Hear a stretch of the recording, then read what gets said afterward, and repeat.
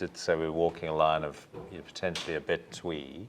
But I think Tash and I worked on this. It was very organic, took a very long time. I mean, even just coming up with Thorne Daughters took us about a year. We bandied around a lot of names, printed a lot of things, and stuck them up in bottles. I actually found a 12-pack of bottles where we'd stuck on mock-up labels. Oh, there's some absolute shockers. So we came to it very naturally, and like we said, I think there was a risk at a time. We thought it could be a little bit twee, but then I think it just all sat quite naturally with us. And each wine's named after an archetypal toy or story from childhood. So I felt that had some. So it had some relevance, and I don't know, I think it's an expression of who we are, so it all felt very natural. So, I think we rolled with it, and we also, it's such a personal thing to us. So Rocking Horse was the first one we did, and I'd made a wooden rocking horse for my daughter for her second birthday. We were like, that's a great name for a wine, and it's worked, and it's somehow, I think each name, and we've had names that we've tried to pluck onto something that just haven't stuck, and then we've walked back, and I think each name eventually stuck and became part of the identity of it. And so Rocking Horse, was it always destined to be a white blend? Yeah, I think, we were talking earlier, obviously my first harvest, 2013, with Chris Arlight and Peter Allen, we were sharing that same cellar space, so there was a lot of chat around, I think especially Chris, he's a guy who's got a big vision for South African wine and what it was. So, we kind of riffed off each other a lot. And I think when I'd made this, I was living before I'd made this, I was renting a flat from a dentist friend of mine who's a big collector of Ebbins wines. So we drank a lot of Palladius, Donovan's Rawls, White, Mullineux. So I think there was a very nascent category of South African white blends that were very, very smart. And Chris was obviously leading with cartology on Chenin, and then I don't know, I thought this was a good idea, the idea of a classic Cape white wine, but I didn't necessarily think that Chenin was the only driver. Okay. So we started with the idea of legacy vineyards with the option to blend with more modern vineyards or younger planting. So of like maybe more suitable varieties, perhaps. Yeah, exactly. I think it's almost by a happy accident that Chenin works in the Cape. There could have been some other workhorse variety planted all over here that would have been terrible. Still not totally convinced about Columbar, but we can discuss after. You're not buying it for your cellar, mate? We did a little bit, experimenting with it, but I think it's kind of a very happy accident that Chenin's worked so well, and we've retained these beautiful old vineyards. But then my idea was we had a real blank slate to make our wine, so I didn't want to be limited geographically, conceptually. So Rocking Horse was born as let's put it out there, but one of the criteria is it needs to be grape varietals that can express sense of place, and that can develop and produce complex wines with age. So that was the kind of benchmark, and we landed on Old Vine Chenin, Old Vine Semillon, Chardonnay, and Chenin, and then Claret came later. So this is a wine we've been making for 10 years. Yeah, and Roussanne. This is a wine we've been making for 10 years, so it's sort of incremental, and I think, like I was saying to you earlier, Angela, I think the first wine was very big and bold, and we sort of slightly reined it in. The wine's a lot more focused now, but the idea's never been a fruit salad, a bunch of disparate parts adding aromatics. I want something very harmonious, and I think all of these varietals, especially the way we're making them, can be made to play well together. And it's also why I've avoided Verdelho and I've avoided Viognier, because I think sometimes they stick out a little bit too much in something like this. And I think these wines are all kind of in an aromatic, in a textural kind of field where they play together well, and no one's... So in the same part of the spectrum, essentially, the same area of the spectrum. Yeah. And the Roussanne, let me see, with all the other four varieties you do or have done wines, single varietal wines from Yeah, those, yeah, apart yeah. from Roussanne? Yeah. Do you see it more of a blending variety? Well, obviously you do. Yeah. Yeah, I think it's very big and bold, you know. So I think as a I love what it brings to the blend, but I think as a single varietal, I don't often think, oh, I want to go sit down and drink 2 bottles of it. You know, Yes. especially in the style we make it, it's very bold. You know, I use it to bring alcohol and fruit weight to the blend. So, you know, our barrels are often over 14 and a half alcohol. So they're very big, robust wines. Okay, and is that why you have claret there to sort of balance out Yeah, the Roussanne? and as well, Semillon, usually yeah. much lower in alcohol, Yeah, much yeah, lighter in fruit weight? Yeah. Yeah. How many varieties are in there? 5.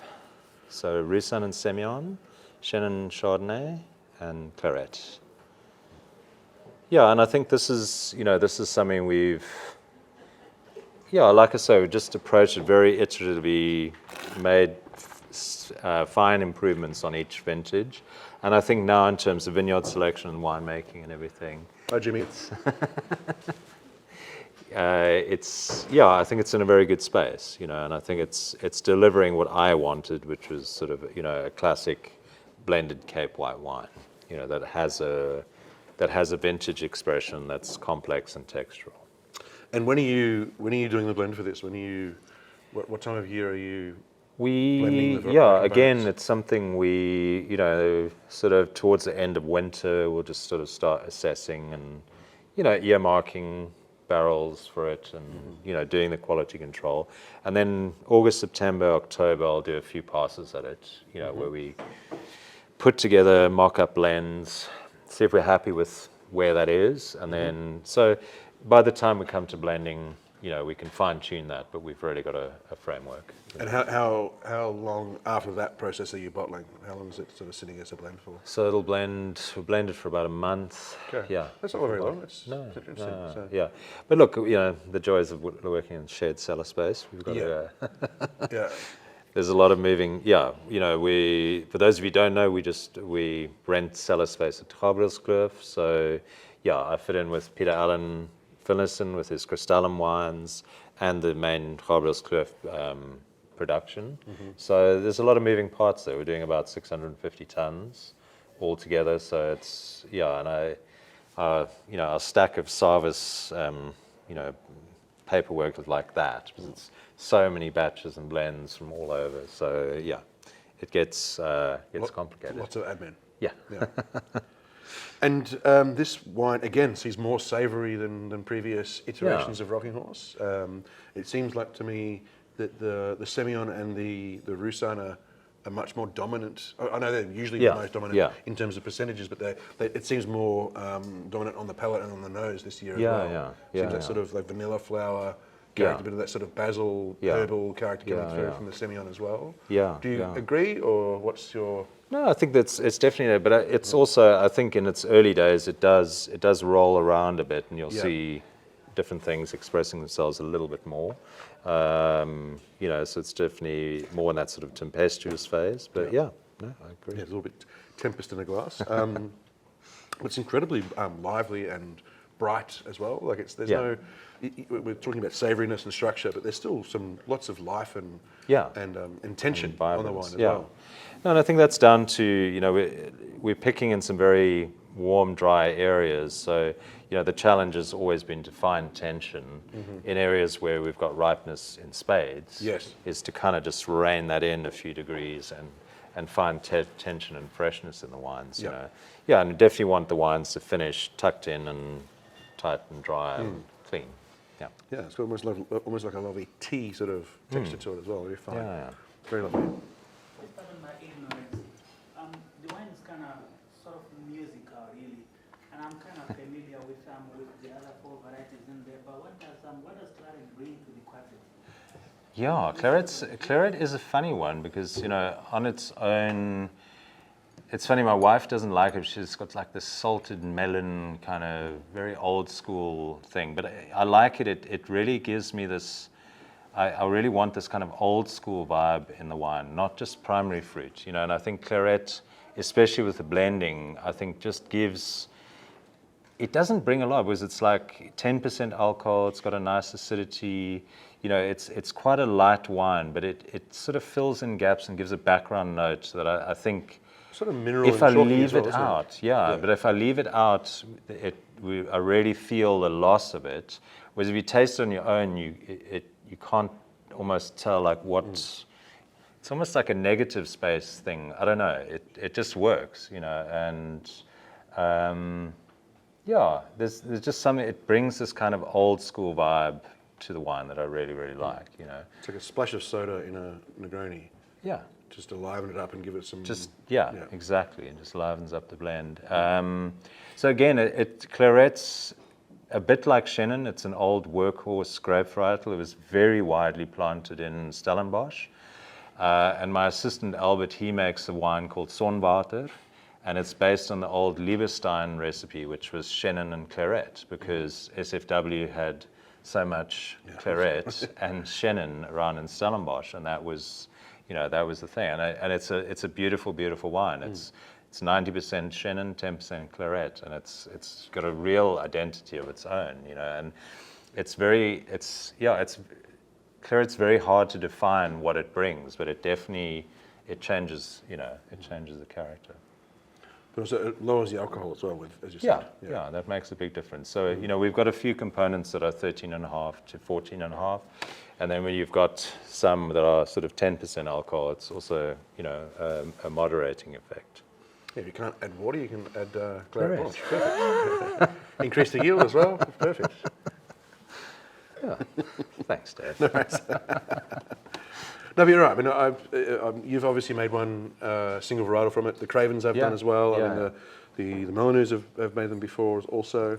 But it is intrinsically a low alcohol, high acidity, sort of high mineral content white variety. But it's, as you say, fairly neutral. It's almost like a sherry type of character to it. Like a Palomino. But we were talking, I think I was talking to Franco Lawrence about it. We were saying about Palomino's got that same character. It's almost...